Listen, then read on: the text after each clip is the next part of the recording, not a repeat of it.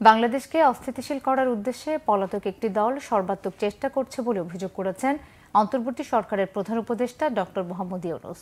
BBC বাংলাকে দেওয়া সাক্ষাৎকারে তিনি আরও বলেছেন, ভারতের সাথে বাংলাদেশের সম্পর্কে ফাটল ধরেনি।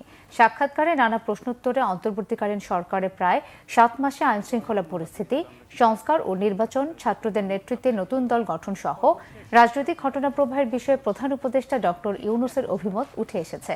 সংস্কারের গুরুত্ব তুলে ধরে তিনি বলেছেন, ধ্বংসাবশেষ থেকে নতুন চেহারায় আসছে বাংলাদেশ। তিনি দাবি করেন, অন্তর্বর্তী সরকার অর্থনীতিকে সহজ করায় দেশ বিদেশের আস্থা অর্জন করা সম্ভব হয়েছে। পরিস্থিতি এমন যে সারা দুনিয়া বিপুলভাবে আস্থা স্থাপন করছে। প্রত্যাশিত সংলাপ এখনো শুরু করতে না পারায় আক্ষেপ প্রকাশ করেছেন তিনি। দাবি করেছেন, অপরাধের পরিমাণ আগের থেকে মোটেও বাড়েনি। অপরাধের বিরুদ্ধে কার্যকর ভূমিকা নিতে না পারার বিষয়টি নজরে আনা হলে ডক্টর ইউনূস বলেছেন, পুলিশের মধ্যে জেঁকে বসা ভয় দূর করে আস্থা ফেরাতে চেষ্টা অব্যাহত আছে। ঐক্যে ফাটলের অভিযোগ নাকচ করে তিনি দাবি করেছেন, এরকম কোনো ঘটনা ঘটেনি। ছাত্রদের নতুন রাজনৈতিক দল গঠনে সরকার কোনো সহায়তা করেনি।